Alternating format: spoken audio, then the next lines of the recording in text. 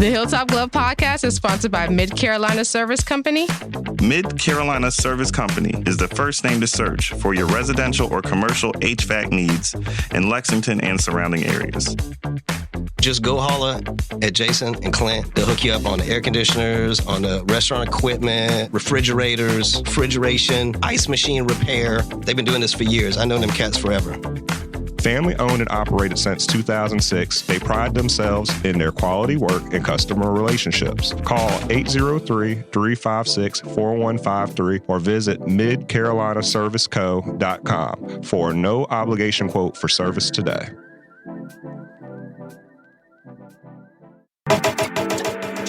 The Hilltop Glove Podcast is sponsored by True Brilliance Entertainment. True Brilliance is a production, promotions, and management company dedicated to connecting artists and producers across the Carolinas to music industry professionals. Several of their clients have placements both domestic and internationally as a result of their services. Are you an artist or producer looking to build meaningful relationships within the music industry? Then True Brilliance is for you. Check them out at paramilitary.com. That's spelled P-A-I-R-A military.com.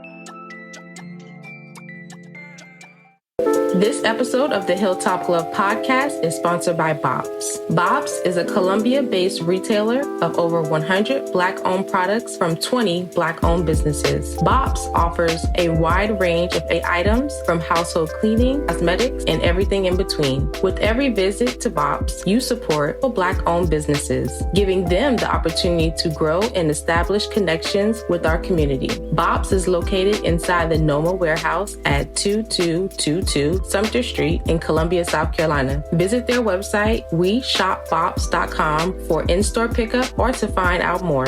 Bob's can also be found via social media on Instagram, Facebook, and TikTok at weshopbobs. When you stop by, tell them the Hilltop Glove sent you. Bob's brings quality Black brands to the Columbia community. The Hilltop Glove Podcast is sponsored by Red Rooster Sports Bar and Grill. Red Rooster is your neighborhood bar and grill serving the best wings, burgers, and baskets in the Met. Like the amazing food, the bar is always on tap, and there's plenty of screens to watch the big game. Red Rooster is the Midland's premier meetup spot for local car and bike clubs, fraternities, and sororities. Staff is dedicated to accommodating all kinds of parties and events. If you're looking to catch a game, have a bite, and a drink, look no further than the Red Rooster.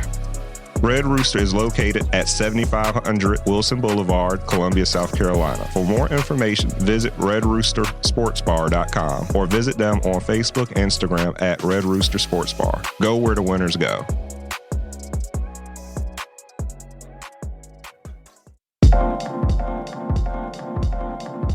Welcome to the Hilltop Glove Podcast. Welcome to the Hilltop Glove Podcast.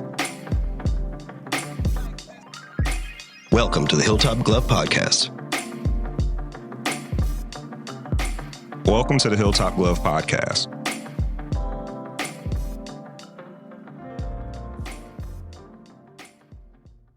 Good morning, everyone, and welcome to the Hilltop Glove Podcast. This is the second episode of Season 2, and we're excited to welcome our guest, Morowa Mosai.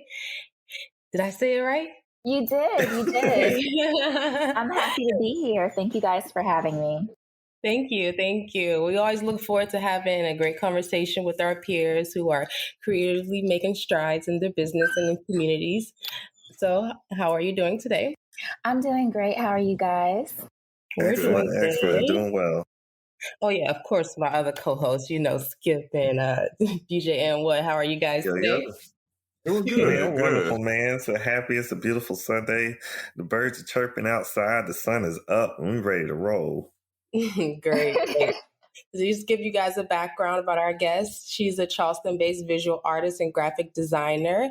She describes herself as both Afrocentric and empowers femininity, and she focuses on women of color. She's also a painter, and she sells prints and handcrafted jewelry. So tell us a little bit about yourself. Oh, okay. I'm going to start off with that. Might be a little bit difficult just because I'm all over the place, I think. But at the heart of all of the things that I do, I am a creative. And I would just say it oozes out of every pore. And so anything I can get my hands on, I am finding a way to express myself through that, whether it be dance, whether it be my visual art through painting or graphic design, event curation. I like to call it curation because to me, putting together an event is another form of expressing artistry. And what else? Even making my crafting. So making, which started with earrings, which is a part of my hair journey, my love of earrings, but moving on to doing like indoor, like home decor items, coasters and things like that to make your house a home and more comfortable. So I would just say overall, I am a creative. Oh, I even do some poetry. But overall, I'm a creative and I love to express myself in any of the ways that God has gifted me the ability to do so. That's amazing. That's amazing. So it says that you're actually living and working in Charleston, South Carolina? Yes. Mm-hmm. Okay.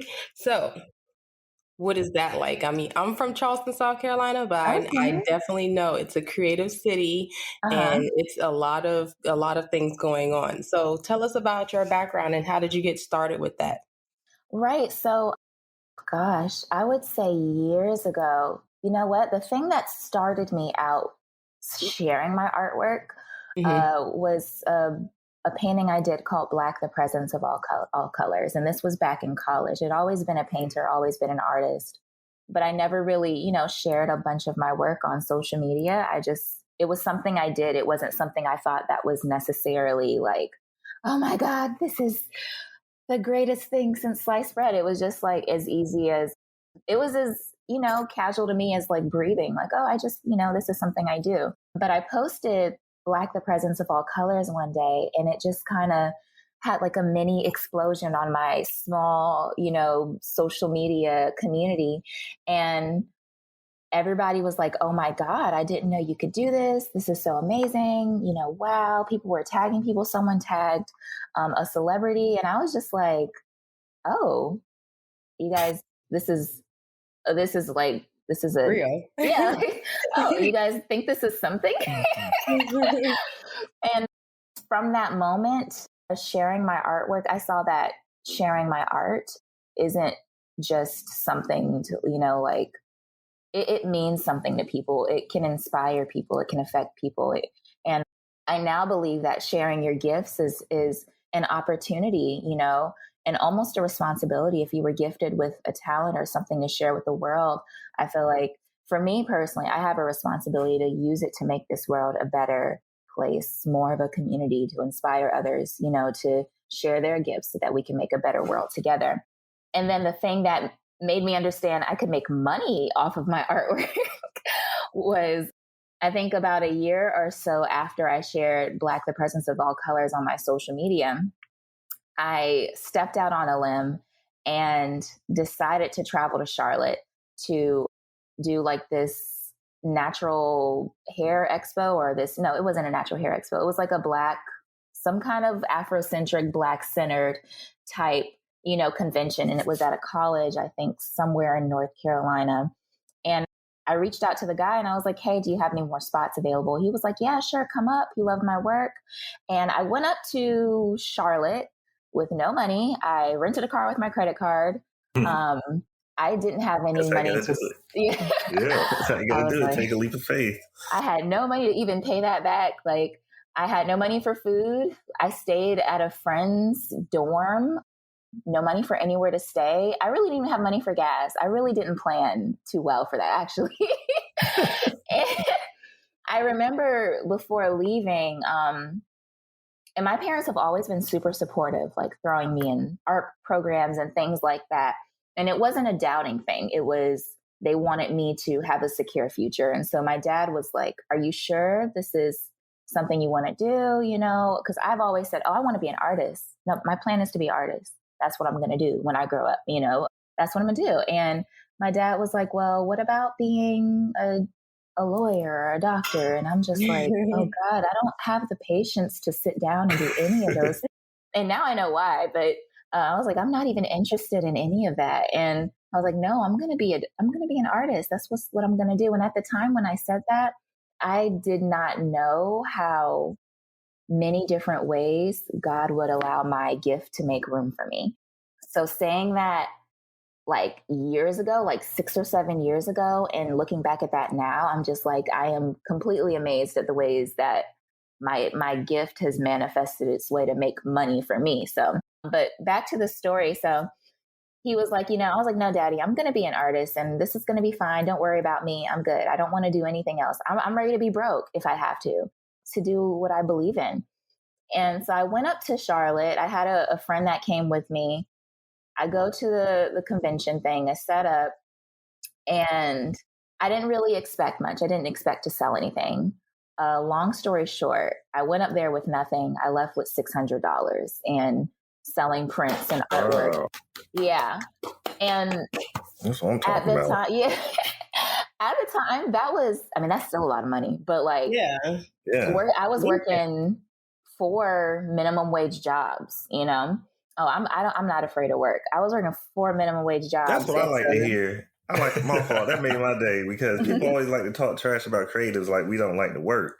Yeah, we like to work. That's what I'm saying. Shoot, we be working for free a lot of times. So don't even play like that. Yeah. Sure do. From being an after school art teacher at 3 different schools at one time to working in a boutique and working during the week full time at a daycare. Yeah, I'm a hard worker. I have people who tell me I need to like chill out and rest all the time, but I can't slow down. I don't think I know how to. As soon as I'm on vacation or have a break and I'm like, okay, what do I do? How do I relax? But yeah, I left with $600 and that was a lot of money to me at that time. It still is now, but now I make that. I can sell one painting or I can make that, in a day now. But before, like, that's several checks to me. And so I made it home with being able to pay for that car rental, being able to buy my friends food for coming with me. And I had a little bit of extra money after that. And I was like, okay, God, so I can do what I love and support myself off of it. And then my dad was like, he wasn't shocked. He was proud. He was like, okay, all right, like, never mind. Yeah, like she's going to be okay. And even before that, my parents have always been my biggest cheerleaders, but like ever since that day, they're helping me with events. They're, investing in me, whether it's money and time and energy. I mean, I can't even repay them for all of the work they've invested in me to support what I do and love. And I think that's a really long answer to what you asked me, Tamaya, but no, that's amazing. That's support is really what artists need the most, and it's definitely from your family. So the fact that they decided together to support you, that's amazing. And I think to me, it was a beautiful moment because something that I dreamed and imagined, they believe and dream and imagine it with me as much as I do, to the point where it's like, okay, this is not imagining anymore. This is tangible. I can feel it. I can touch it. I can see it. And they helped that be tangible with me because it's like something no one else can see, but they saw it with me. So of course, being a creative is like a blessing and a curse. And I just wanted to know, as a full-time entrepreneur representing yourself, how do you balance it all?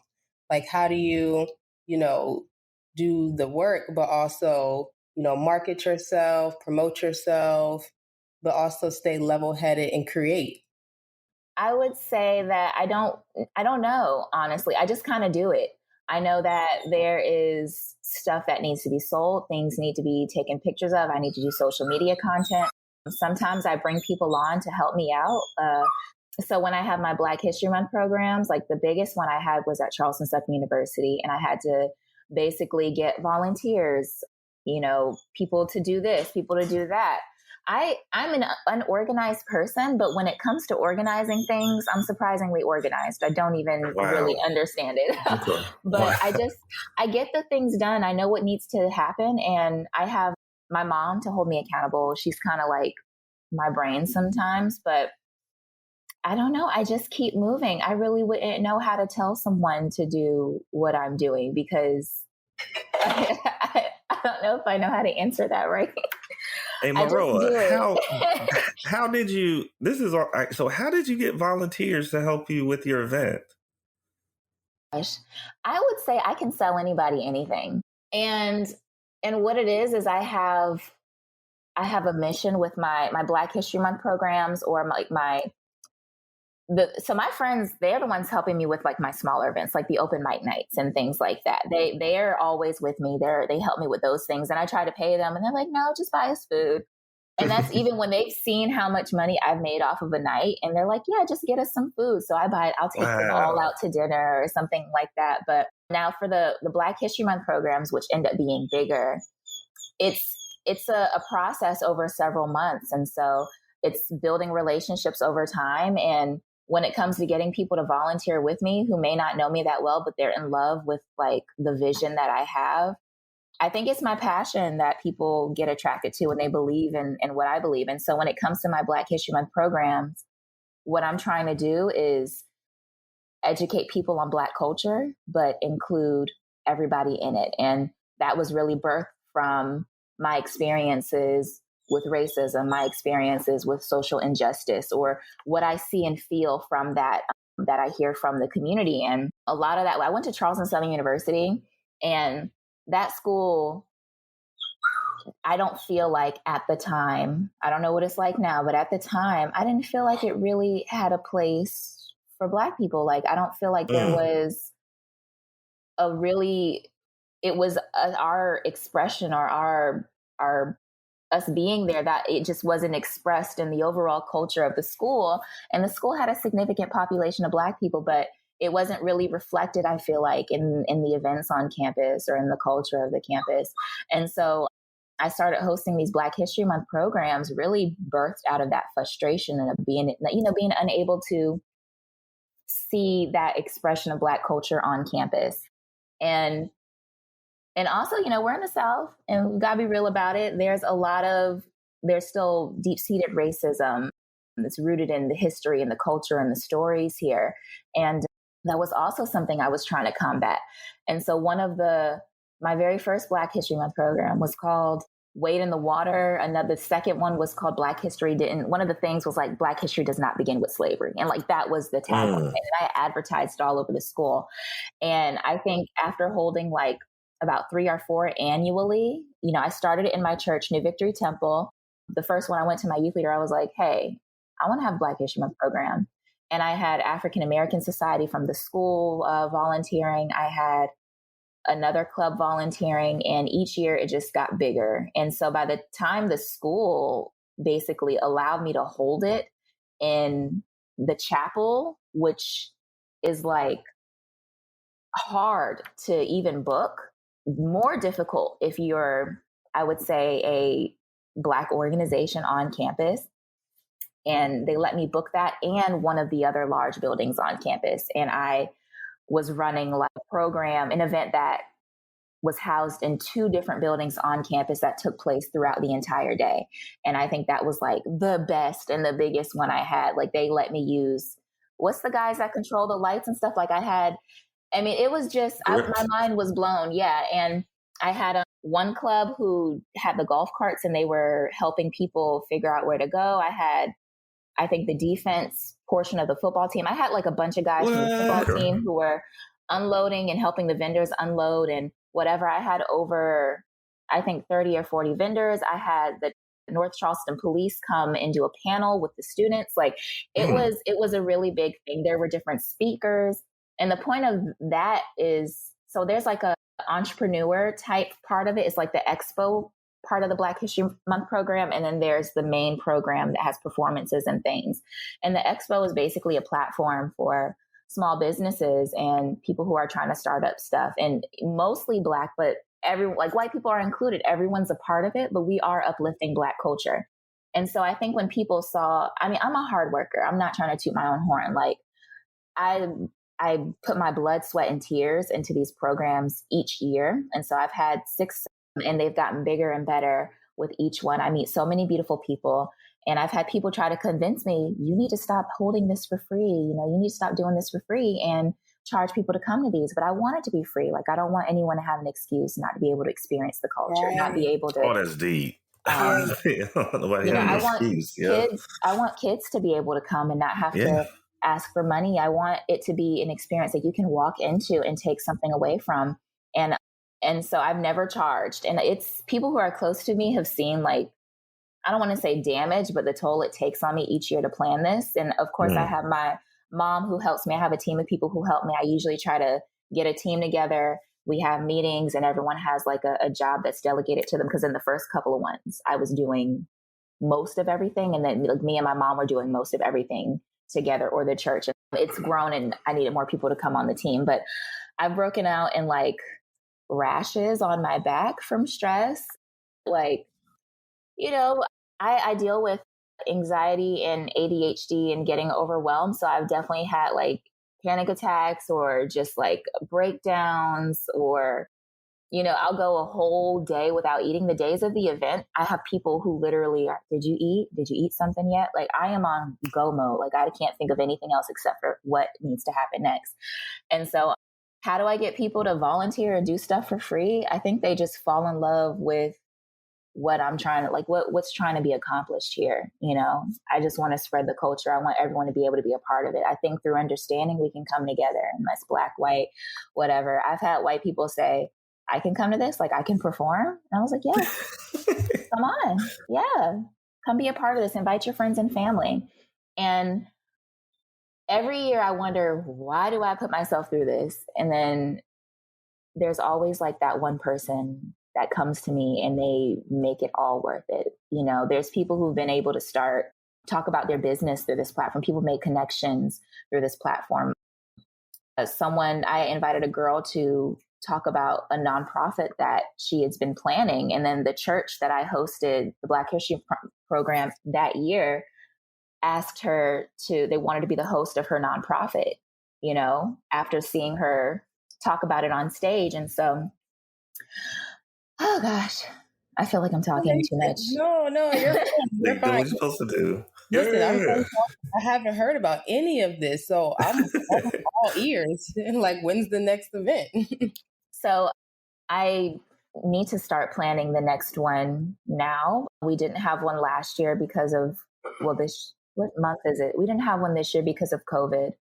But usually I start planning like 5 months in advance and start reaching out to people and seeing, who can do what and this, that, and the other. But yeah.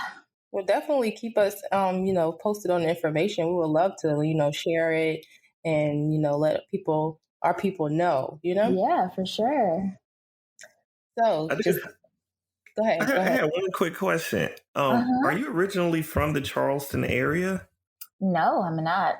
I'm a military kid. Well, military family. So literally my brother, my sister, and I, we were all born in different places. My dad's from Rochester, New York. I was born in Rochester. My mom is actually from the Caribbean islands. So she was born in the Turks and Caicos, but grew up like in the Bahamas. My little sister was born here in South Carolina. She was born in Florence. And then my brother was born in Miami, Florida.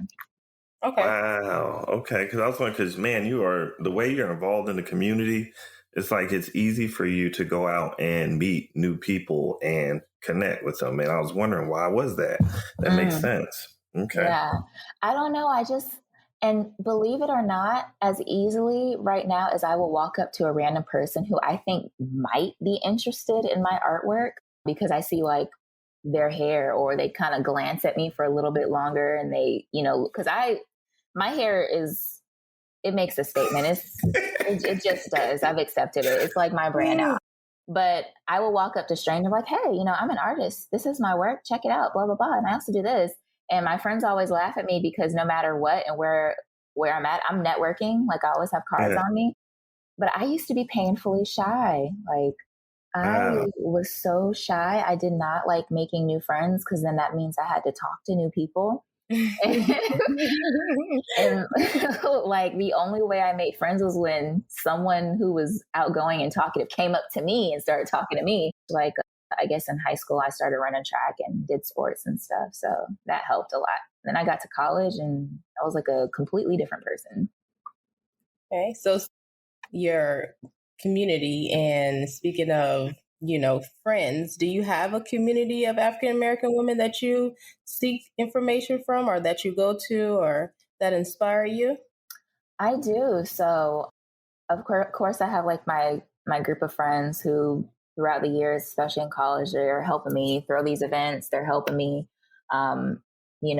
network and do these things. And I love them because they never asked me for anything. And they're literally working hard, just as hard to help make my things a success. But so I appreciate and inspired by them. And then there's also my mom, who I've watched my entire life work hard and be a strong woman, strong Black woman, and really inspired a lot of my creativity. She's a poet, but I've watched her put her dreams and things on the back burner so she can support us and the family. And I see how hard she works for me and helps me out with things. And, I work so hard just so one day I can pay her back for that. So she can, that's beautiful. So I can give her just a small portion of what she's given me. So I'm super inspired by her. My mom went through all this. I can definitely do this.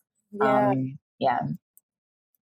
That's so nice of you. She's probably so proud of you. I know. Come on. You would have to do a poetry piece for us, sir. Who, me or my mom? You. Oh, me? Oh, right now? Not now, but maybe then. Yeah, you can give us a piece. We can put it up. Yeah, you don't have to do it on the spot. It's like, freestyle battle now. I'm not the freestyler. My boyfriend is, but not me. Bring Rashad up here right now. No, come on, Rashad. Oh man! But yeah, if you guys want me to do a piece at the end, I can do that. That's no problem. I got poetry on my. I have it right here with me. I can't memorize anything. I'm not good at remembering anything, but I got it with me. Little quick short story. So I went to Charleston Southern, and I have not graduated yet because I haven't been able to pass the minimum requirement for math. And I would consider myself, people speak to me. I've had professors telling me, you're smart, you're really smart, you're brilliant. But for some reason, I have just never really been great at school, I guess. I love having the intellectual conversations. I love taking something, picking it apart. I'm good at figuring out solutions to things. And I'm even, I've been told I'm an avid writer. But when it comes to assignments and getting things done on time, math especially, I just wasn't that great. And so for years, I've actually dealt with this feeling of inadequacy and this feeling of, I actually thought I was stupid. I was just I have to be an idiot because everyone else is able to do these things that I just can't do, no matter how hard I try. And growing up, I've always felt like college, I need to graduate college to be successful. Even though I wanted to be an artist, I was like, college is the key. And I really wanted to graduate to make my parents proud. I was like, I know this is going to make them proud of me. This is going to make them proud of me. And I just couldn't. And to this day, I haven't finished school. I do plan on going back. But a big part of that, was my ADHD diagnosis. And I know, Kevin, we spoke a little bit about that. And then also, I just recently discovered I have a learning disability specific to math and math calculation. And so it's called dyscalculia. And based off of the testing, the psychiatrist told me it will be extremely difficult, if not impossible, for you to pass an algebra college math course. And I was like, it was a mix of feelings. It was a feeling of relief. I did cry right there in her office because I've taken that math course, I think about 6 times. So because you can only take a course with 2 or 3 times after you fail it. So I'm either withdrawing or failing the course. And then, or I'm trying to take another math course that's equal or lower. I've done the tutoring. I've sat with a professor. Like I've really done everything I could. And it got so bad, like before math tests, I'm sitting in my car having an anxiety attack, crying because I just know like there's no way, staying up till 3 a.m. studying or getting the appropriate amount of sleep and studying the appropriate amount of time, trying to take everyone's advice. And no matter what I did, I've sat with the professor and we would go over questions and things right there. And I'd be like, okay, I get the formula. I'd sit down in front of a test, nothing, get a test back. And it's just, yeah. And so when you mentioned like, I bet your parents are proud of you, I guess, and this is not their fault, but out of all the things I do, because I do so much, I never, I guess, imagined that they were proud of me for that stuff, because I thought I'm supposed to graduate and that's what they're going to be proud of. Like, I want them to be able to post, my daughter graduated. I want them to be able to throw me that party. And, but I had that conversation with my parents, like, I thought this would make you guys proud of me. I wanted you guys to be proud of me. Sorry, I'm getting emotional. That's all right. And my mom was like, my parents told me, we're proud of you. Like, they look at me, and when I do another accomplishment, when I paint another mural, or I end up in like one of the city papers for something, and I can see how proud they are of me. And they tell me, my dad even took me aside one day. He's like, I'm so proud of you, of everything that you're doing. And I feel like over the last couple of years, when they see like me hit a new milestone, or I put something together and they hear me talk about my new ideas, and I literally like spit it out like word vomit. I'm like, I have an idea. I want to do this. And they're like, they kind of get, it's like, oh God, what is it? But then they see it happen, and I can see in their eyes, they're almost amazed at it. And that's something I'm still kind of like processing now. Like, I don't need to be the typical standard of what it means to be successful. Right. Because I've kind of made my own way outside of education, even though I've gotten a lot of valuable things for it. And so, like my confidence was low. I was feeling like this, that, and the other. But now that I have diagnosis, it helps me better to cope. And it helps me know, like, you're not stupid. You just have something that it makes things a little bit more difficult for you, and that's okay. That's amazing, because I kind of am the same way. I'm not really good at math, but I'm also a creative. But what I try to do is think of numbers as paint. So like maybe a little bit of this color is like half. You see what I'm saying? Mm-hmm. And that kind of helped me with my math, because it is really hard. I think they say we use one part of our brain as a creative. Yeah. The right side or the left side. One of those sides. But yeah. Y'all be using y'all right side. That's all. That's all. That right side be booming. Yeah. So just numbers are just really hard. Numbers, decimals, fractions, remembering formulas. Yeah. So I just think that's amazing that you're not the only one struggling with that, and for us to understand that it's okay, because growing up, they don't prepare you for that as a creative. I mean, there's a lot that they don't prepare you. There's a lot. This is really just trial and error and learning. That's why I'd said it's a blessing and a curse. Yeah, I think that the whole school system, it really is built to set you up in a box. And sometimes it's kind of hard to see outside. And then you have a lot of either creatives, or people with, autism or different kinds of disabilities, learning disabilities, who for a while feel like they are, they're not fitting into the box, but that they're stupid or inadequate. And that leads to, a lot of self-confidence issues. And so me, like I even got held back in the 4th grade because I didn't pass the math requirements in elementary school. And I remember, I remember the teacher I had back in the 4th grade. Her name was Miss Hill. She was this white lady with short brown hair cut into a bob. And she would literally like yell at me in front of the class when I didn't understand some math things. So like, she just never had any patience. Yeah. She never had any patience with me. And so I remember I ended up failing math that year. And I was sitting on the floor in the classroom, and it was like the last day of school, and everybody had their report cards and everybody was running around so excited and talking about the 5th grade. And I was just kind of sitting there like, I failed and I'm not going to be with my friends. But then we moved, and my mom tried her hardest to get me all the, get me into the appropriate grade or something or extra help. Yeah. But I think because of the state we were in, I don't remember exactly. It was the 4th grade. I don't remember everything exactly, but I had to repeat the 4th grade. But it was, at least I was at a new school, so nobody knew. And for the rest of my life, it's just been like, hey, you're a little bit older than us. Why is that? No, that's one of those weird things I always like to say, like, unless you know and you have the ability and the agency to properly assist your child in that system. I try not to fault parents, because a lot of people don't know how to properly navigate that system. And I know my dad had that same issue with our younger brother. And he had the same issue, and it had nothing to do with his ability to achieve, but the fact that they didn't know that this is what he was dealing with, and this is how you need to properly help him in his learning and his ability to be successful academically. Because it's two separate things. Because like, he's a creative, he can do all the creative stuff, but when it comes to sitting down and doing certain, quote unquote, they like to label it left brain activities, he's going to have a little bit of a disadvantage. But you can't sit there and give him punitive damage for that.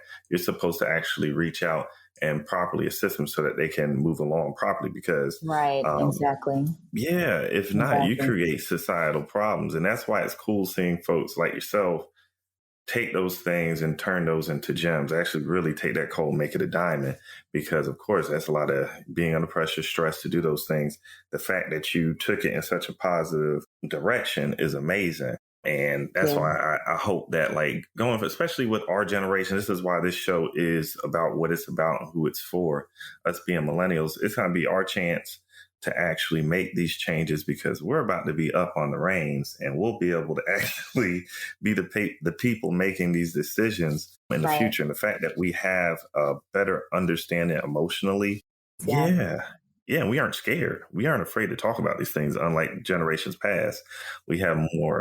We're more adept, or more impetus for it too, because we've seen the ills that come along with it. So I'm always very excited about the future and seeing how those things change, especially since we understand it and what's going on. Oh, yeah, thank you. I would say I don't blame my parents. And so my mom, actually, she has her degree in special needs, and she's been a special needs teacher when I was in elementary school. So like, we were actually, I think the second time I did 4th grade or something, I don't remember exactly when, but at some point we were at the same school, and I'd go help her in her classroom at the end of the day. But I don't blame her, because, and I had a conversation with her. And we talked about it. And fun fact, well, it's not fun, but my little sister, after I posted my ADHD video, my mom actually decided to get my little sister tested for ADHD. And turns out she has it. And then after talking to my brother about what's going on with me, he decided to go get tested. Turns out he has it too. And so we all have it. And my mom, looking back, she said, I suspected something, but I didn't want you to go through school being labeled. And so as an educator, she knew what happens to kids or students who end up with that learning disability. Yeah, the stigma attached, the learning disability on their file, or this on their file. And she didn't want that to happen to me. And so she suspected something. But, I think with life happening, you kind of things just happen, and you kind of just trying to make it and keep on going. And so we had a conversation. I don't blame her for anything. If anything, I believe that the teachers, there should have been some teacher, along the way that recognized, maybe this is not in Alex not paying attention or not trying hard enough. And maybe this is, and I think there's a lot of awareness about learning disabilities when it comes to like dyslexia. But when it comes to dyscalculia, that's not really something I think that people are looking for, because everyone says, everyone, I'm bad at math. Everyone's not so good at math. And then also, I think ADHD, I found that there's a difference between, ADHD is typically something you feel like is diagnosed with little boys rather than girls who have ADHD. and it manifests itself in a way that's not necessarily hyperactive, but more inattentive. And I read an article around the time I first got diagnosed that said girls with ADHD sometimes don't find out till they get to college. You know, typically those are the girls that get A's and B's in elementary school and in middle school, and they're doing great. And, you know, like high school, I was in AP classes in high school. But then they get to college and it's like, whoa, what is going on? And they leave you by typically yourself.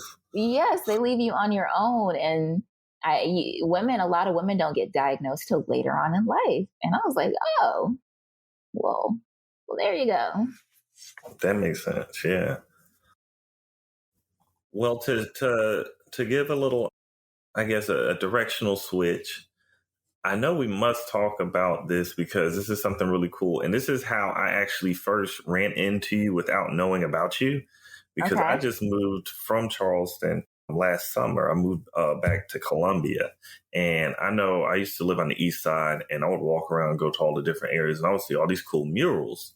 And I didn't know that you were doing those murals. I didn't know who you were, anything about none of that until I was doing research and actually doing my little stealth ninja stuff. But community engagement through art is something that you take very seriously, as I can tell. Of course, you have your mural projects that you completed in Charleston, along with programs that you've been doing for Black History Month that we've talked about already. Could you explain how you become so involved within the community? I know we keep asking this because my thing is, especially with creative, and you were saying this earlier, you're really good at problem solving. And with some of the problems that we deal with in our communities, especially as people of color and Black folks, we need very creative solutions because we've been trying certain things for 40, 50 years and they ain't been working. And it hasn't. Right. And that's why I always love artists to come in, because you guys put a fresh spin on things. I always like to call myself a quasi-creative because I'm really left brain, but I like watching people use their right brain well. So what advice or guidance would you give to other artists desiring to do the same thing, who want to be creatives, but they also want to be able to give input in making their communities a more positive place? What I would say is, I know people say this all the time, but networking, and maybe not call it networking, but relationship building. I think it takes a lot of that, and it takes years. And, you know, every opportunity you see to have a conversation with somebody that could be productive, do that. Even if it's just something very small that you might have in common, because I can't tell you guys how many times someone who knows someone who met me 3 years ago reached out to me to do this, that, and the other. There's this one girl, I met her in the mall like 2 years ago, and I just liked her hair. So I just went up and started talking to her, and we had maybe like a 5-minute conversation. I gave her my socials. And now this is 2 years ago. She reached out to me this year. She said she was getting married, and I live painted at her wedding, you know? Whoa. Yeah. And so that's pretty dope. Yeah. It's weird stuff like that. Like there's this one woman who followed me. She said she's been following me for years, right, on social media. And then she reached out to me this year. She actually works for this national, or what's half national? I don't know. On the East Coast, this organization that is called Supplier Diversity, and they actually connect larger corporations or suppliers with small businesses. And then they create this whole like networking thing. And they have this annual conference, and they wanted me to produce the artist piece that will be auctioned off at the annual conference. Awesome. And she reached out to me she presented me to her boss, and they decided to go with me as the artist. And so I think it's small things like that, building small relationships. Now, when it comes to doing more in the community, I would say I got my start doing open mic nights off campus. Like I started with open mic nights because I was like I already guys told you about Charleston Southern. I already told you about that. And so that was, I was part of African American Society. We had open mic nights on campus, but it was like, we couldn't say everything that we wanted to say at the ones on campus. You know, it's a little bit censored. So I started hosting open mic nights off campus, and it was a platform for local artists. Where were you holding those events at?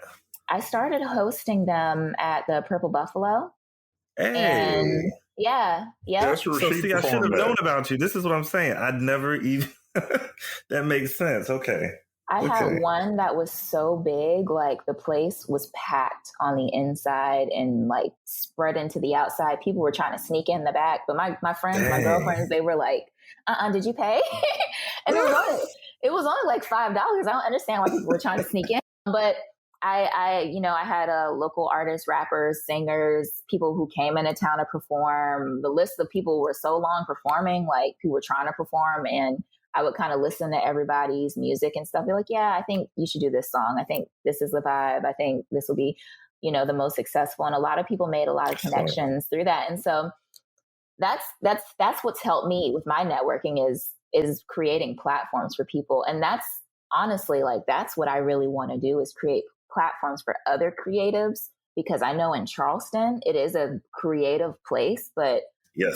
Let's be honest, until recently, most of the creativity was a little not Black people getting opportunities to do things. And I think there you go. You don't have to be politically correct. Yep. It was whitewashed. I'll say it.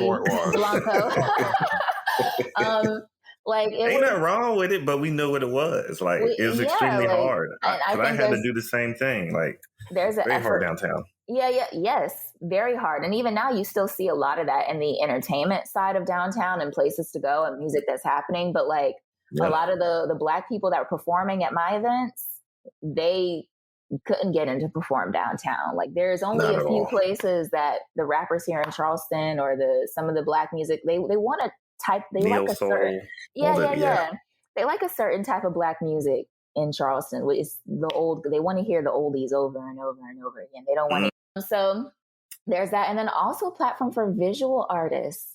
I have walked up and down somewhere downtown, walking in the galleries, showing them my work. And I've literally had people tell me, oh, well, this is not necessarily the kind of work that we're looking for right now. And, this doesn't really fit our something. And, there are some Black owned galleries. I know of two specifically, and they did reach out to me, and I did go see them and things like that. So I'm not saying there's none, but I am saying, why does it have to be, this is Black stuff, this is white stuff, know? And when you want to have a broader range of people that you can get to. But let me reel myself back to my point. So I got my start with open mic nights and hosting events. And I think that's how I really built my community. But it's really a platform. But I would say for any other creative out there, definitely build relationships with people and don't be afraid to do weird stuff. Like I've had a pocket of business cards and walked around with like some pictures of my artwork, just showing it to people. I've walked up to strangers who look like they might know something and just been like, hey, would you be interested in looking at my artwork? I walked into buildings, businesses, and I look around. It looks like you need some artwork on your walls. Are you interested in any murals? And that's, just don't be afraid to do stuff like that. So hey, so you still actively street teaming. Yeah. Oh yeah. And I guess this is continuing in the same vein, but of course, being an artist, it can be difficult from an entrepreneurial perspective. Sales can be sporadic and come in waves. And as a result, artists often seek to generate regular streams of income through commissions. On your site, you mentioned being commissioned to complete projects with the city of Charleston, of course. And for those who aren't familiar, could you define what a commission is and how artists go about obtaining them? And also, what tips would you suggest to fellow Black artists pursuing commission projects? Gotcha. All right. So first, if you're looking to do commission work, I would say make sure you have a contract, make sure you have everything set up nicely.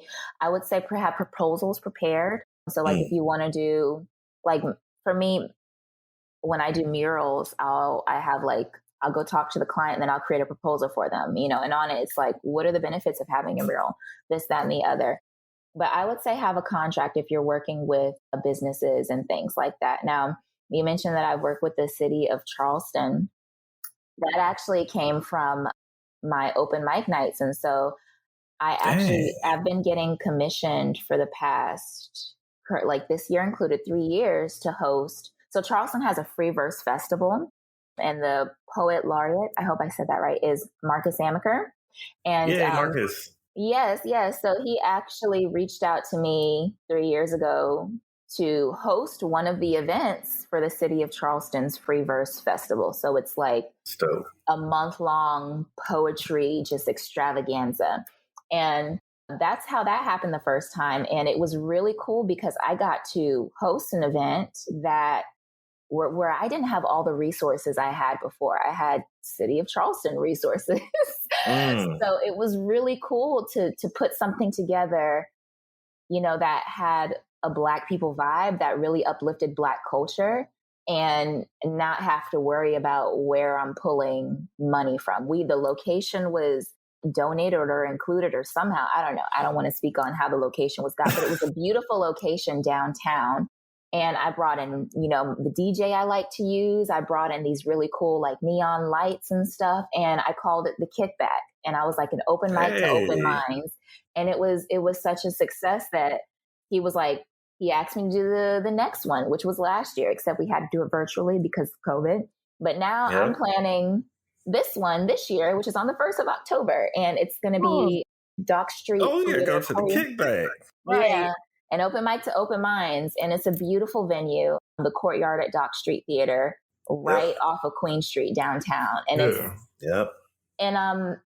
so yeah, that's real. I'm excited. It's cool. And I can't help but think like, look at me, this girl that's about to really black up this You are, because white space. That area ain't supposed to have blackity Black people out there. Exactly. And I feel like what's been happening lately is I have been blacking up some spaces that have been, looking real white. Bravo. I don't know how else to say it, but every time I get into a space, when you walk into like a restaurant or a store, especially sometimes downtown, you walk in and you just like, yeah, I am the only Black person in here. Yeah, you bringing all the flavor. Right. And they kind of start looking at you like, well, what are you doing here? And I'm like, I don't know what I'm doing here. Trying to see what's going on. I think if you have an idea as a creative and an artist, do it, even if you got to start small, because people are watching you and they see how hard you work and they see what you're doing. And those opportunities will start coming to you. Now, as someone who wants to get consistent commissions overly consistently, I'm still working on that. So I don't really have an answer, but keep putting yourself out there because you don't know who is going to see you. You don't know who people know or what resources they have to help you become more successful. So I would say my sales on my website are not as consistent as I would like them to be. But what I try to do is, I keep posting on social media. I keep trying to build hype around what I'm doing, showing, oh, look, I'm painting this, I'm painting that. I just had a print sale, $28 print sale, inspired by Whitney Austin, an artist in Charlotte. And I invested in this printer that ended up costing me over $1,000, but I made that back double, And so invest in yourself, promote yourself, believe in yourself, even if everybody else thinks you're crazy. That could be your slogan right there. I know, right? That was really good. I'm going to have to listen back because I already don't remember what I just said. So, like, you said you've done some murals in Charleston. Like, where at? Like, what areas? Because I would love to check them out. So I want to shout out Metanoia. They actually, I think I work for them. That's the job I've been working. I work for them currently, just transition to part-time to pursue my businesses outside of my job. And so my work is minimized to just graphic design, which I love because that's what I went to school for. But I love them because 3 years ago, maybe 3 or 4, I don't know. When I started working with them, they actually brought me on as a partner to teach art class in their after school program. So I think I did that for about 2 or 3 years. And through them, I did 2 mural projects. One is on Reynolds Avenue. Another one is on the shed that's by the church that they have their offices in. And the kids actually participated in painting that one. Hey. And then from there, I came on their team as their marketing, social media, graphic designer person. So I've been doing that for the past 2 years, but now I'm just graphic design, which is great. It frees up more of my mental energy and time now that I'm part-time with them, which is a step towards my goal of working for myself. And from there, they're definitely they were a great way for me to network because they're a nonprofit. They work on holistically developing, an area that's been previously described as impoverished. We call it underfunded, but they would call it, impoverished area. And definitely learned a lot from my experience with Metanoia. But from there, I think it wasn't them that necessarily got me connected, but through some other things. There was a nonprofit looking for an artist to paint a mural during, I like to call it Freedom Summer. I don't know if that's something everyone's calling it, but last year when all the protests and the marches and everything was going on, it's a nonprofit called Just Be You. And they were looking for an artist to paint a mural to kind of, I guess, represent the feelings of all of the things that were going on. And they found a host, like a home for the mural, Edmonds-Oaks. They volunteered to be the host. And they found me because somebody said my name somewhere that when people say your name, when you're not in the room, I'm about to shout. Like, it's a beautiful thing when your name is said in a room that you are not in. And anyway, and it's positive too. And it's positive, people saying your name in rooms that you can't even get into. I think that's a sermon right there. But somebody said my name and they looked me up and found me, and I was the artist for them. And that's how that happened. And from there, that was a huge platform for me because I think that was in the Post and Courier, that was in the Charleston City paper. And then another nonprofit, Enough Pie, reached out to me I did one of the columns underneath the bridge off of Morrison getting onto the interstate. So I did one of those. So total, I have 4 murals. I have 2 mural tracks that I'm working on. I'm trying to get, another 2 under my belt, but I'm open to do more because this girl is trying to make some money. Get your hustle on. That's amazing. That's amazing. Seriously, because being an artist and a creative is kind of... It's a gamble. Yeah. It's like you're gambling with your life, your ideas, your own thoughts. Your livelihood, your money. Right. That's it. Oh, Kevin, she said the livelihood and the money, Kevin. A funny story really quick. So I told y'all I got my printer. It's a large format printer. So instead of going to Office Depot or doing like a third party, I can print all my things at home, which makes it way easier. Yeah. But I literally made the decision in 15 minutes. I was on Instagram. There's this girl I follow. Her name is Tyra Powers. And she was just giving advice. She does the same thing. She's an artist like Whitney Austin. They got their own format printers and they print their own prints. And so it cuts the cost down too. Yeah. And I was looking and she was like, yeah, you got to get this kind of printer. This is a good investment. There was a small one for $700. There was a bigger one that ends up, being around $1,000 in total. And then I was just like, man, and I was just scrolling. I was like, you know what? Let me just go look it up to see how much it costs. I found one on Amazon. And then I was like, hey, Mom, I'm thinking about getting this printer. I show it to her and she's like, oh, okay. All right. That's, well, you know how much that costs, right? And it was around $1,000 or something. The total is going to be over $1,000. And I was like, yeah. She was like, okay, well, just think about it. And I was like, okay. So I sat back down. I thought about it for about 5 minutes and then I bought it. If you want to do it big, if you want to do it the right way, you got to spend that money, especially for Black businesses. Yeah. Yes, I'm very impulsive. And so I went, and I sat down and then I showed my mom. I was like, Mom, I bought it. And she was like, what? I was like, yeah, I bought it. She's like, I thought you were going to think about it. I was like, I did. She said, I thought you were going to wait a couple of days or not right now. The way my brain works, that was all the thinking I needed. Right. That was a long time. No, but that's a good point.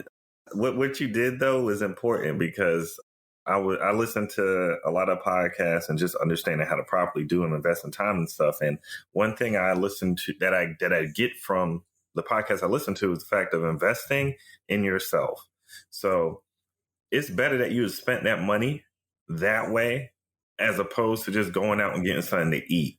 over the course of 10 days, spending $1,000 rather than you, because what you did with that spending, and Kevin, we always talk about this, is this with cooperative economics and building business. What a lot of Black people don't understand is you have to spend real money to get real product to produce real quality results. Exactly. If not, you can't do it off of a dream and a wish. You got to actually have the gear. And so once we do it, especially as Black creatives, entrepreneurs, etc., it brings up our cachet. And my man Claude Anderson was talking about this, Kevin. He was talking about Black people cleaning up their businesses, getting their stuff to be professional and sharp, and making sure that we cater to our communities in a strong way so that we can create positive business experiences with each other. So we know when we want something, I need an event done, I'm going to go to Morowa. Why? Because she has all the professional stuff. I know I can trust that the quality is going to be good, that the result that I'm going to get is going to be amazing for everybody who attends. And that's what we try to do with running this podcast. We try to run it in a very professional way, do everything on point as best as we can, because we want to create good product. And how would they say it? We want to get good confidence in our community so that they continue to come back. So exactly, got to spend that money. Definitely. Two things. One, I think branding is very, very important. If you are a Black-owned business, you want to have your branding on point. You want to have a website. You want to have your social media. I know everyone's not a social media person. Find somebody who is so you can have some social media. And you want to post and show people what you're doing. Right now, because of COVID, we have transitioned into this age of, we're already on social media, but like now it's like you have to promote your business online, especially if you're a small startup. And I've had people order my stuff from DC, Barbados. I've had people order my stuff from places I haven't even been yet because they're seeing my stuff online. Second, what restaurants are people going to where they spending $1,000 over 10 days? Hey man, I used to work at one, so I'm telling you, I've seen this in real life. I was just like, what? Like, it'll just be two people, $250 tab, two people for light lunch, maybe an early dinner before they go out to West End. And they come back I'm like, dang, y'all come back every 2 to 3 days. This is working in Charleston, being in that food and bev scene. I got to see that spending of money and seeing how people use that income. And I'm like, well, if they can do that, I can invest in myself. Yes, that's exactly what I think. Those people sound like they need some artwork. If you're going to eat like that, it sounds like you need some artwork on your wall too. Right, right. Anyway, I also want to let you guys know before I forget, I just designed my first beer can logo. It's for a local woman, that's fly. Black beer brewer, and the release of you got to send us that information so we can promote them. Okay, cool. I designed the logo, and then I've also designed the illustration that's going to wrap around the can. I don't think you guys have ever seen a beer can that looks like this. I don't even drink beer, but I'm going to buy like 5 new cans. That's what I was about to say. Seriously, I don't drink beer either anymore, but I will go ahead and get it. But she has an amazing story. Her partner with doing the launch, they really want to bring crafting and beer crafting into the Black community. And so they wanted a Black artist, illustrator, and a graphic designer to design the can, which was me. Hello.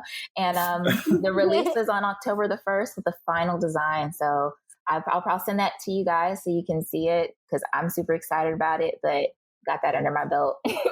Hey, nothing wrong with that. And actually, to be honest with you, we would definitely love to even interview them too, have them on. Oh, yeah. For sure. Support them, yeah. I'll definitely make that connection. I'll let her know, and then I'll group y'all in an email together.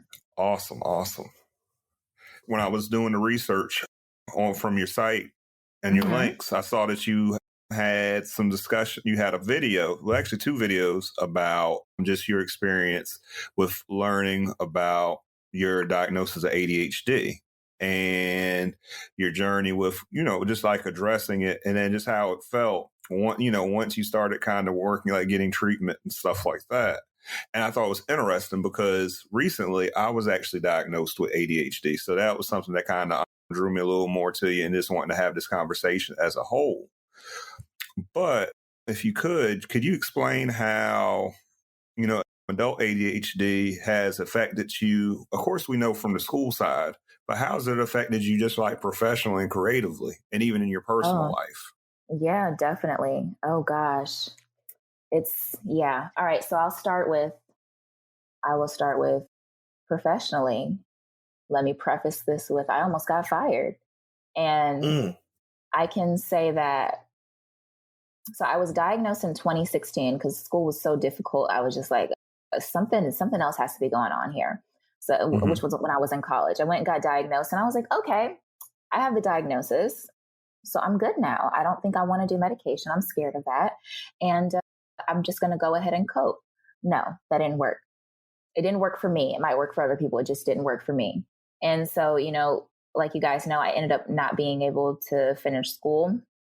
But going on to working in my professional life, like I said before, I started off as an art teacher in their after school program and at Metanoia. And I was just like, okay, this, you know, it's art. I love it. So, and I love working with kids. I actually spent 8 years as an early childcare provider. So, yeah. So I love children. I love art. Two things I love. It's hard work, but it's hands-on, you know, it's take care of the children, make sure they're safe, you know, and then do the art things, teach them the art, you know, help them grow and learn. And that wasn't difficult for me. What was difficult was my supervisor asking me for, you know, I need an outline from you, which turned out to be a good one. She ended up using it to show using it as an example for the other partners when they send in their outlines. But like, I think I turned it in late and it took me a while to get it done. I think I've turned everything late in my life, honestly, and been late for everything. But that was like my only issue, like getting to work on time sometimes or turning in things like even with school, I'd be late for school. I'd be late for my classes. So in order to be on time for things, I would get there an hour ahead of the time that I need to be there and then just go back to sleep in my car until I need to walk in the class. That's how bad I was with time and am. But then when I transitioned into working in the office as the marketing person, it was like a whole new world. And everybody was speaking Spanish to me and I just did not understand it. And I hear you. You know, first it took me a while to get my footing, just kind of working in a corporate environment. And the thing was, I was good at the things, but like the other things like time management, organization, remembering to be somewhere on time, remembering to follow up with this, remembering to do this thing that I told someone to do that I was going to do. It almost sounds like irresponsibility. I've had people tell me, you need to do this. You need to get here on time. You just need to set an alarm. You just need to make a reminder. You just need to write out a list. You list. Just write a list.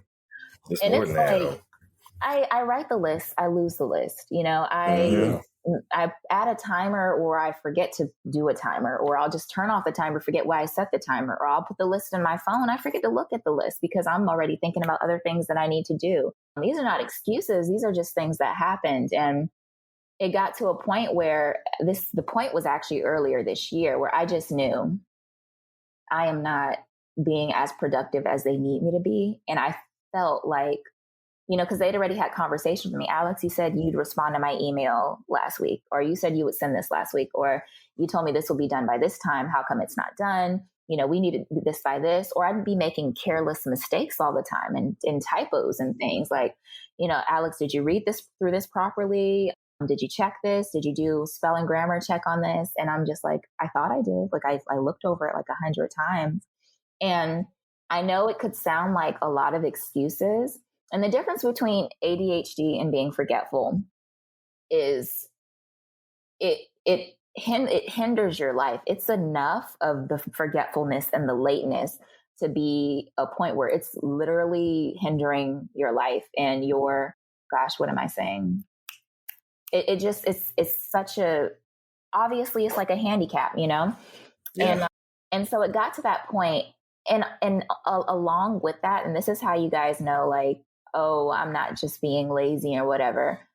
I would get so disappointed in myself. Someone would say, hey, Alex, you know, you were supposed to email me about this, or Alex, you're supposed to be here right now. Why aren't you here? And I would be so mad at myself and disappointed because I'm like, oh my God, I knew I wrote that down somewhere. I knew I made a list. I knew I did this. I knew I set up things so that I could be prepared for this. And I wasn't. And as someone with ADHD, you learn a lot how to improvise on the spot. I can't tell you guys how many times, like, I've completely forgot something and I was supposed to be somewhere or do something, and I do something like right then and there, and people think, oh my God, this is just so great. This is amazing. And I'm like, wow, like what if I actually did this ahead of time and took the time? How good could it have been? I did that all through school. Like I've been doing that my whole life. Like, okay, I need to get up and write something or perform something. And it's like, okay, all right, I'm gonna do this on the spot. I used to teach Sunday school, and in my church, once they were like, okay, we need you to preach a sermon on fourth Sunday because nobody else can do it. And I was like, what? And whoa, goodness. And so I wrote something like in the hour before I was supposed to get up and do it. And they were like, oh my God, this is so good. I was like, wow, what if I took my time and studied for this? So like I do that all the time. But anyway, so it was to that point, and I'm having panic attacks. I'm having anxiety attacks. I'm getting off of meetings with my boss after he's like, you know, I needed this from you. I need this from you. I needed this from you. I will literally work 8 hours and feel like I've gotten nothing accomplished. And, you know, having breakdowns because I'm just so upset with myself and so disappointed. And I'm like, I'm trying so hard. I just don't get why I can't do it. And so that was like in January. And I was like, you know what? I'm going to go see a doctor. I'm going to go look into medication. Like I'm a grown up. I got to be able to do grown up things. I have to adult. I need money. So I'll take the medication. Hopefully it doesn't kill me or anything. And yeah. Okay. So that's professionally. Friendship wise, relationship wise, sometimes it seems like I'm not paying attention to people. Someone could be talking to my face and I don't hear what they said. I have to try really hard to focus on what people are saying sometimes. And not because I don't want to listen, but because it's like sometimes I just don't even hear what you're saying. Like I see your mouth moving, but I don't hear what you're saying. I know I get really irritated when I'm focused on something. I get hyper focused on things that I'm interested in. And then as soon as I get interrupted, it takes me like so long to get back focused. I get irritated with people. So sometimes I might be snappy with like my friend or my roommate or my boyfriend when he interrupts me, or it might come off as rude because I really don't want to talk because I'm trying to do something. And then forgetfulness. Once I forgot my best friend's whole birthday and she was so mad at me. Yeah, you can't do that. Yeah, she's my best friend and I forgot her whole birthday. But ever since then, like I wrote it on my wall. So every year I would see this is her birthday. I forget dates. I just forget a lot of things, and it can come off as that Alex doesn't care enough to remember, but the information just leaves my brain. And so I try really hard to make sure I don't forget important days with people who are important to me. But my mom, she could probably best tell you, like, she'll ask me to do something my whole life. Did you do this? I forgot. Did you do this? I forgot. You know, you need to do this. Did you email this person back? Yeah, you were supposed to talk to this person yesterday. Man, okay, I'll do it right now. And then I don't do it because I was doing something else and I forgot to do it. And so she's constantly reminding me of things. So it's like, typically people with ADHD sometimes can come off as rude or snappy or like they don't really care or inconsiderate. I've had people call me inconsiderate. I've had friends who decided not to be my friend because they felt like I was inconsiderate. And it's really a lot of, we're so focused on the thing that we don't think about all the other things around that thing, whether it's asking someone nicely or being polite or saying please or thank you or letting you know ahead of time or watching our tone or including you or whatever. And it's because we get very one track minded. And so that definitely has affected, you know, my friendships in a negative way sometimes. And so now I tell people, you know, if I come off as rude, please tell me because I may not realize it. You know, give me some grace in this area because this is what I have going on. And so if I do this or say this to you or whatever, let me know so I can make sure I make that right. Okay, creatively, I would say creatively, I don't know, if you guys are around me in person, even when I'm in work meetings, I'll have an idea and I literally just blurt it out. I'm like, oh my God, I had an idea. Okay, blah, blah, blah, blah, blah, blah, blah, blah, blah, blah. And it comes out like word vomit. It's like my brain is moving faster than my mouth can move. And I'm like, I get so excited like in the moment, but it's like, that's with any emotion. Like it hits me like I'm on 10. Like if I'm angry, That's 100% angry. If I'm happy, I am like bouncing off the walls. If I'm excited, like, you know it. If I'm sad, I am listening to sad music, eating a bag of hot Cheetos and ice cream and all of that stuff. Like, I am sad. And so I feel emotions like super intensely. My boyfriend, he's like, you just feel so much. And I think it's a mix of me being an artist and also a mix of like regulating my emotions sometimes. And so I have practices that help me not blow up on people when I feel like they're being stupid and they make me angry, because I'm going to yell at them. So instead I just walk away. So it's creatively, everything just comes out. I can't hold it in. So when I have an idea, like, boom, like everyone's going to know about it. You're going to know how excited I am. It's funny because like in meetings with my boss, they're like, okay, blah, blah, blah, blah, blah. Well, how should we do this? Oh, I have an idea. Okay, wait, I'm sorry. Let me calm down. But this is it. Blah, blah, blah, blah, blah. Okay, those are the answers to the question. Amazing. That's amazing. So do you have any other current projects that you would like to let us know more about? There's the beer can thing. I do have a lot of things in the mix right now. I'm working on 2 potential mural contracts. They both happen to be with coffee shops. So I hope those ones come through. Yeah. And then the Free Verse Festival thing, that's a big one. And then I also have a few like crafter events that I'll be doing over the next couple of months. And then some kind of artists to, it's a lot. I don't remember the exact things, but there's things. And I think I told you guys the biggest things. You can definitely follow up with you. But you have a diverse portfolio. I'm telling you. Like, congratulations on that. Thank you. Thank you. I always used to think like, I really need to focus on one thing. But then I'm just like, I'm so good at so many different things. Why? No, that's your superpower. Yeah. Oh, use your superpower. And you're excelling in every area. So that's what I like. You're just really just taking control of your life. You guys make me sound so cool. You are cool. We can't create something that's not there. You see your profile, I was like, oh yeah, she's real cool. Like, I have to get to know her. Thank you. Do this episode. So where can everybody find you on social media and everything like that? All right. So hi, everybody. You guys can find me on Instagram, Facebook, Twitter, TikTok, Snapchat. Don't follow my Snapchat. I don't really use it. But MorowaMosai. And it's all the same thing. And if you want to hit my website and get to all those things, it's www.morowamosai.com. Oh, and there's my YouTube too. I try to blog. It's there. And you can catch my ADHD videos there. Hey, I like how easy your stuff is. It's it's really easy to get to. You can't mess it up. Thank you. It's all one thing. The most difficulty you'll have is the spelling. And that's another tip for entrepreneurs or Black business owners.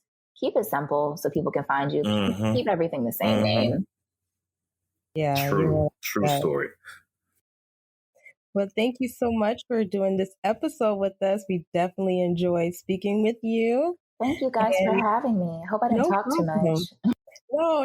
You were full. Yeah, excellent. And we actually have a lot of creatives that follow us, so I'm pretty sure that they're going to enjoy this one. Cool. I enjoyed myself. Skip and DJ Anwa, you guys got anything else you want to say? Man, this is an excellent conversation. Like I said, we always look for these type of conversations where we get to talk to people who are creatives, who are actively being entrepreneurs, because the information that we can get from you about how you're doing certain things, how you're surviving out here, how to actually best business practices too.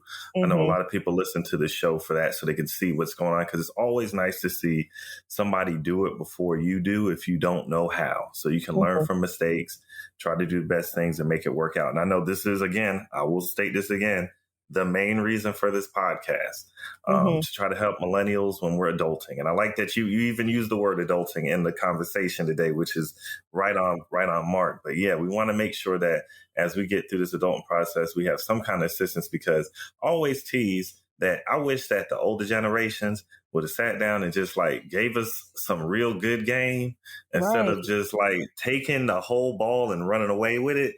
So right now we're trying to learn how to give ourselves game, because there's not going to be any excuse moving into the future, because we want to make sure that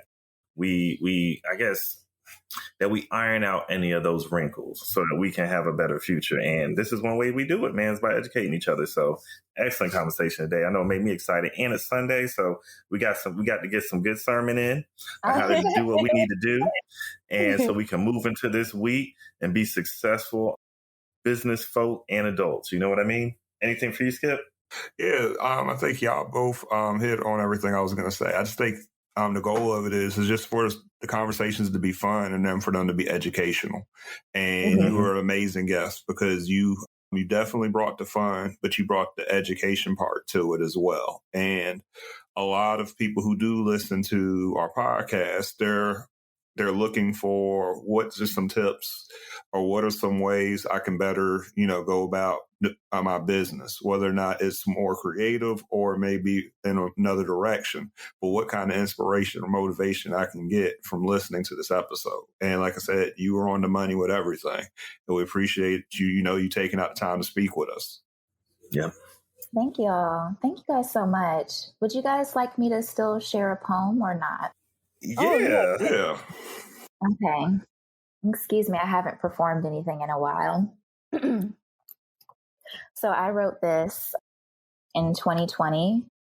This was around all of the social unrest and things. And I actually did a collection of artwork based off of this poem.